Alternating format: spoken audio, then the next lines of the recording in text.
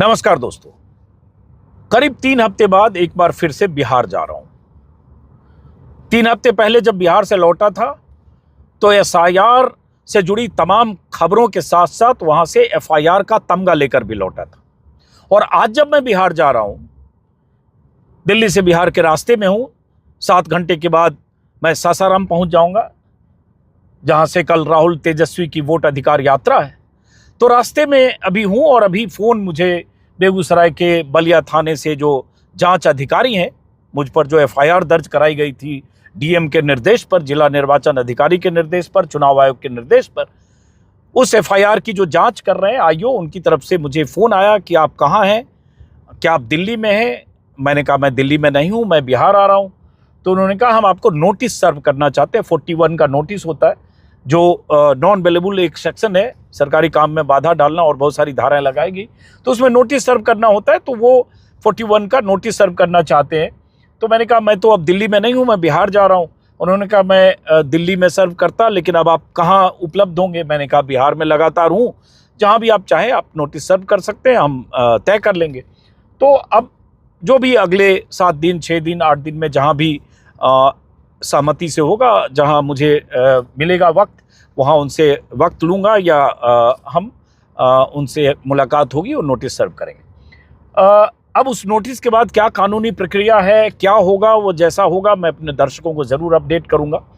और मैं भी जो हमारे एडवोकेट हैं, जो हमारे दोस्त हैं, जो कानूनी जानकार हैं कानून के, उनसे राय मशविरा भी करूँगा, क्योंकि अब एक प्रक्रिया शुरू हुई एफआईआर के बाद, अब नोटिस, और इसके बाद अभी क्या होना है। खैर, तो वो जो होगा सो होगा। लेकिन बिहार इसलिए जा रहा हूं क्योंकि एसआईआर को लेकर सुप्रीम कोर्ट का बहुत अहम अंतरिम आदेश आया। उस आदेश से ये हुआ कि चुनाव आयोग की जो जिद थी कि 65 लाख लोग जिनके नाम काटे गए, जिसमें 22 लाख से ज़्यादा लोग बकौल चुनाव आयोग 22,30,000 लोगों का निधन हो चुका है, मृतक हैं, और 37 लाख लोग शिफ्टेड और एब्सेंट लोग हैं जिनके वोट काटे गए,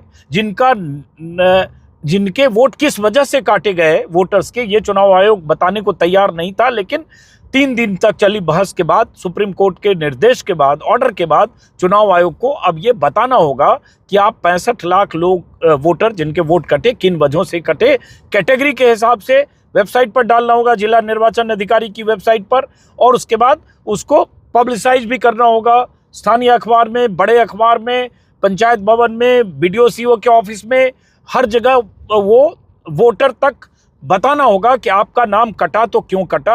और कोई वोटर अपने एपिक नंबर से सर्च करके पता कर सकता है कि मेरा नाम अगर संजय कुमार है, या मेरा नाम अजीत अंजुम है, मेरा नाम राहुल यादव है, या शंकर पासवान है, या फला है, या अनीता देवी है, तो मैंने सर्च किया, मुझे पता चल गया कि क्यों कटा, जिसके कटे। अब ये बेचैनी थी कि जो वोटर जो जिंदा है, जिनके कट गए, उन्हें पता नहीं चल रहा उनके क्यों कटे। जो मृतक हैं उनके परिवार वाले परेशान या हैरान हैं कि उनका नाम अभी भी क्यों है, और कुछ जिंदा लोग हैं वो कह रहे हैं हम मृतक की लिस्ट में, ये हो रहा था। तो चुनाव आयोग की जिद पर सुप्रीम कोर्ट का हथौड़ा चला और वो ऑर्डर है, अब वो सामने चीज़ें आ जाएगी। 65 लाख वोटर्स की कैटेगरी किन वजहों से कटा। तो हमारा एक मकसद, बड़ा मकसद अभी ये है कि हम ऐसे वोटर्स की आवाज़ चुनाव आयोग तक पहुँचाएँ जिनके नाम कटे। अगर वो बोनाफाइड वोटर हैं, उनके नाम नहीं कटने चाहिए, तो उनकी आवाज़ पहुंचाएं। चुनाव आयोग की जिद के बाद, चुनाव आयोग के इग्नोरेंस के बाद, लगातार असहमतियों के बाद सुप्रीम कोर्ट ने यह भी कह दिया कि जो एग्रीव्ड पर्सन है 65 लाख में वोटर जो हैं, वो अपील दायर कर सकते हैं, चूंकि अभी क्लेम ऑब्जेक्शन का पीरियड है 1 महीने का, 1 सितंबर तक। और आधार को भी मान्य दस्तावेज माने चुनाव आयोग, और आधार को भी जमा करें। मतलब आधार को भी सुप्रीम कोर्ट ने निराधार नहीं माना, जैसे चुनाव आयोग कर रहा था, पहचान पत्र के तौर पर आधार को मान्यता मिली। तो ये सब मैं देखना चाहूँगा कि वोटर्स की शिकायत, हमें क्या कुछ ऐसे वोटर मिलते हैं जो डेड लिस्ट में हैं, मृतकों की सूची में है, वो जिंदा हैं। जैसे कुछ वोटर्स को लेकर योगेंद्र यादव, 2 वोटर को तो सुप्रीम कोर्ट के जजों की पीठ के सामने लेकर अदालत में पहुंच गए थे, भरी अदालत में, जस्टिस सूर्यकांत और जस्टिस बागची के सामने। और बाहर भी कुछ वोटर्स थे जिनसे राहुल गांधी मिले। तो ऐसे वोटर्स से भी मिलेंगे। बहुत सारे वोटर्स के हमारे पास लगातार फोन आ रहे हैं कि हमारा नाम कट गया, क्यों कट गया पता नहीं। कुछ अल्पसंख्यकों में ये हैरानी परेशानी है कि क्या उनका नाम जानबूझकर काटा गया। किसी परिवार में 7 लोग हैं, कोई 20 साल से, कोई 15 साल से, कोई 25 साल से वोटर है, सडनली उस परिवार से 3 लोगों के वोट कट गए। ऐसे लोग भी कॉल कर रहे हैं कि 2003 की वोटर लिस्ट में नाम था, उनके नाम कट गए, जबकि चुनाव आयोग ने कहा कि 2003 की लिस्ट में जो है वो एज इट इज आएगा। तो ऐसी बहुत सारी चीज़ें आ रही है। ऐसे वोटर्स की आवाज़ भी हम पहुंचाने की कोशिश करेंगे। उसके लिए व्हाट्सएप नंबर मैंने जारी किया। अनुरोध आपसे ये है कि उस पर आप कॉल कम करें, सूचना दें तो ज़्यादा बेहतर है, क्योंकि लगातार इतने कॉल्स आते हैं कि कॉल को अटेंड करना मुश्किल होगा। अभी फ़ोन रखा और लगातार घंटियां बज रही है, तो उस पर सूचना दें। मैं कोशिश करूंगा, एक आदमी क्या कर सकता है, अकेला चना बाहर नहीं फोड़ सकता, कोशिश करूंगा फिर भी जहां जहां पहुंच सकूं आपकी आवाज़ पहुंचाऊं। तो एक तो ये करने की कोशिश करूंगा, और अभी से लगातार बीच में दिल्ली लौटूंगा, जाऊंगा, लेकिन ये सिलसिला चुनाव तक चलेगा, अक्टूबर के आखिर तक, नवंबर के मध्य में जब ये चुनाव होगा और जब खत्म होगा। एक बात, चूंकि अभी जा रहा हूं तो ये सूचना सिर्फ देना मुझे लगा दर्शकों को ये जरूरी है। दूसरी बात, कल से जो वोट अधिकार यात्रा शुरू हो रही है वो बहुत अहम है। चुनाव के लिए एक बहुत बड़ा मुद्दा महागठबंधन को वोट चोरी के नाम से जिस ढंग से राहुल गांधी और तेजस्वी ने इसको मुहिम को धार देने की कोशिश की कि वोट की चोरी हो रही है, और इसलिए शुरू हो रही है यात्रा। 23 जिलों से होकर गुजरेगी, लगभग 50-55 विधानसभा सीटों को कवर करेगी। कल शुरुआत रोहतास जिले में डेहरी ऑन सोन और सासाराम में सभा है, यात्रा है। उसके बाद एक पूरा प्रोग्राम है जिसमें 18 तारीख को औरंगाबाद, 19 तारीख को गया नालंदा, 21 को शेखपुरा लखीसराय, 22 को मुंगेर भागलपुर, 23 को कटिहार, पूर्णिया, सुपौल, दरभंगा, सीतामढ़ी, ये सब होते हुए, और 1 सितंबर को पटना में खत्म होगा। तो अगर देखें तो ये लगभग 14 दिन का प्रोग्राम है, हालांकि 2 दिन बीच में ब्रेक है। तो एक तरह से महागठबंधन ने सबसे बड़ा मुद्दा बनाया है वोट चोरी का। राहुल गांधी लगातार मुखर आवाज में अपनी बात कह रहे हैं। राहुल गांधी ने प्रेस कॉन्फ्रेंस करके 4 तारीख को सबूत के तौर पर बहुत कुछ दिखाया, बताया था कि किस तरह से कर्नाटक की एक विधानसभा सीट पर 1 लाख से ज़्यादा वोटों में गड़बड़ी हुई। जो उन्होंने बताया था उसको मैं रिपीट नहीं करूंगा, लेकिन राहुल गांधी लगातार कहते रहे, तेजस्वी यादव कह रहे हैं कि वोट की चोरी हो रही है। और ये जो 65 लाख लोगों के नाम कटे, बात वहीं तक सीमित नहीं है जो अदालत में वकीलों ने भी कहा, क्योंकि 7 करोड़ 24 लाख लोग जिनके ड्राफ्ट लिस्ट में हैं, उनमें से भी बहुत लोग ऐसे हैं, कई जिले ऐसे हैं जहां 60%, 70% लोगों ने कोई डॉक्यूमेंट नहीं जमा किया। बिना डॉक्यूमेंट के वो उनके फॉर्म जमा हुए, क्योंकि चुनाव आयोग ने हड़बड़ी में, दबाव में कह दिया कि ठीक है धक्का-धक आप जमा करो। और बीएलओ ने कैसे अपनी तरफ से फर्जी दस्तखत किए, मृतकों के नाम पे भी दस्तखत कर दिए, और वो सब आप जानते हैं। तो अब सवाल उठता है, जो स्क्रूटनी का ये महीना है जो 1 सितंबर तक है, इस महीने में दस्तावेजों की मांग अगर दोबारा की जा रही है तो उसका क्या असर होगा? क्या फिर से उस 7 करोड़ 24 लाख में भी वोटर इफेक्टेड हो सकते हैं? आधार को चुनाव आयोग अब सुप्रीम कोर्ट के निर्देश के बाद आधार को एक्सेप्ट करना शुरू करेगा। तो बहुत सारी चीज़ें हैं, उसको भी देखने की कोशिश करेंगे। जब चुनाव आयोग अपनी वेबसाइट पर बिहार के 38 जिलों की सारी जानकारी डालेगा तो हम जैसे लोग तलाशेंगे कि उन 38 जिलों की जानकारियों में, और आप जो दर्शक हैं बिहार के हमारे और वोटर, आप सूचना दें, हमारे व्हाट्सएप पर जानकारी दें कि आपका नाम कट गया, और आपका नाम कटा तो क्यों कटा, आपको क्या पता चल रहा है उस वेबसाइट से, और आप अपना पक्ष रखें। जैसे 37 लाख लोगों को कहा गया परमानेंटली शिफ्टेड या एब्सेंट लोग हैं, उसमें बहुत सारे ऐसे लोग हो सकते हैं जो जिनका घर परिवार समस्तीपुर, दरभंगा, मुजफ्फरपुर कहीं भी आज भी है, उनकी पत्नी या उनके बच्चे या माँ बाप वहाँ रहते हैं, वो कहीं हरियाणा में, पंजाब में, चेन्नई में, बेंगलुरु में किसी तरह का रोजी रोटी के लिए काम धंधा करते हैं, चाहे दिहाड़ी मजदूर हो, चाहे रिक्शा ठेला चलाते हों, चाहे किसी तरह की प्राइवेट नौकरी में हो। बहुत सारी नौकरियों में लोग जाते हैं। अब वो माइग्रेंट हैं, लेकिन वो वोट देने पर्व त्योहार पर बिहार आते हैं, उनका वोट यहीं है। क्या उनका कट गया फॉर्म जमा होने के बाद?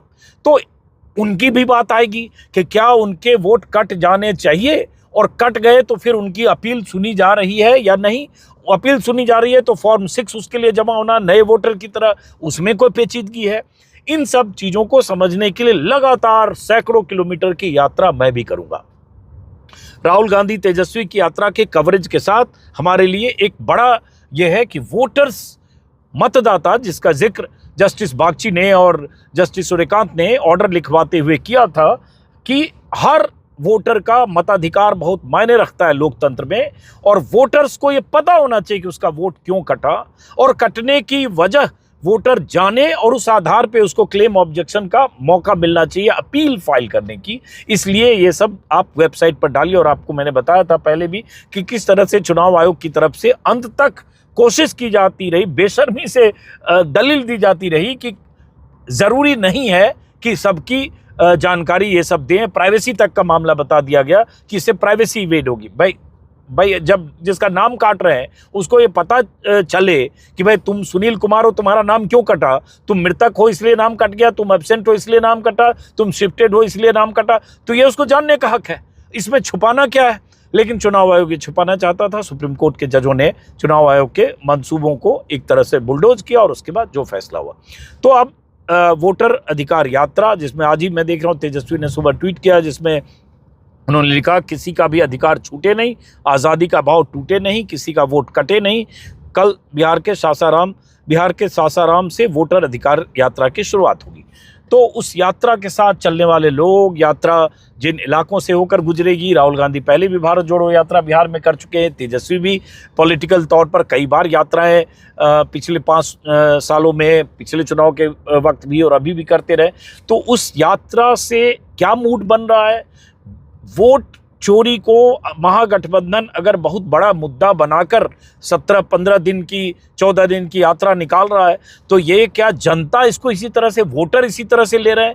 क्या वोटर इस मुद्दे से उस तरह से कनेक्ट हो रहे हैं जैसा महागठबंधन को लगता है, राहुल गांधी या तेजस्वी यादव को? या बीजेपी जिस तरह से पूरी तरह से इसको SIR में जो फर्जीवाड़ा हुआ, या SIR में वोट चोरी के आरोप जो विपक्ष लगा रहा है उसको खारिज जिस तरह से बीजेपी करके एक नैरेटिव गढ़ रही मीडिया की मिली भगत से, क्या वोटर बीजेपी के उस नैरेटिव को सही मान रहे हैं? जो भी है, तो मैं कोशिश करूंगा वोटर की बात, वोटर की जुबानी, वोटर के मुंह से आप तक पहुंचाऊं कि वोटर क्या बोल रहा है, वोटर क्या सोच रहा है, जिसके वोट कटे उसकी मुश्किलें क्या है।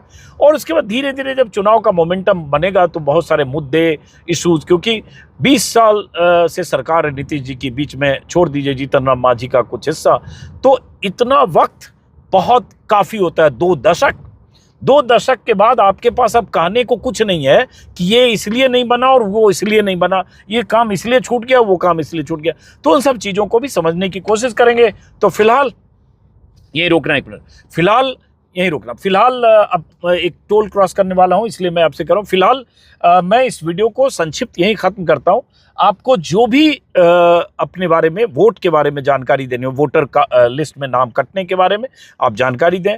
और लगातार अब मैं बिहार में रहूँगा और आप तक, अधिकतम लोगों तक पहुँचने की कोशिश करूँगा। कुछ लोगों की चाहूँगा अगर नहीं पहुँच पाए तो जो हमारे अलग अलग ज़िलों में कुछ सहयोगी हैं, कुछ शुभचिंतक हैं, उनके ज़रिए आपसे वीडियो मंगवाऊँगा। कभी आपको अपील करूँगा कि आप वीडियो पर रिकॉर्ड करके अपनी बात भेजें, तो आप भी वीडियो भेज सकते हैं। लेकिन हमारा मकसद ये है कि किसी भी एक वोटर का वोट न कटे अगर वो जेन्युइन वोटर है तो ऐसे वोटर्स की आवाज़ चुनाव आयोग तक भी पहुँचे, सुप्रीम कोर्ट तक भी पहुँचे, और उसके वोट न कटे उसके लिए हम जैसे लोग जो भी होगा वो कर पाएंगे। और FIR का खामियाजा क्या भुगतना पड़ेगा, या पुलिस प्रशासन, चुनाव आयोग क्या चाहता है, उस पर भी जो कुछ आगे जानकारी मिलेगी वो मैं बताऊंगा। मैंने जो कुछ अपने वीडियो में दिखाया वो बिहार में चुनाव की हकीकत है, माफ़ करें SIR की हकीकत है, और वो हकीकत लगातार उसके बाद से सामने है। तो फिलहाल इस बातचीत को हम यहीं ख़त्म करते हैं, इस वीडियो को यहीं ख़त्म करते हैं। हमारी मुलाकात होती रहेगी। नमस्कार।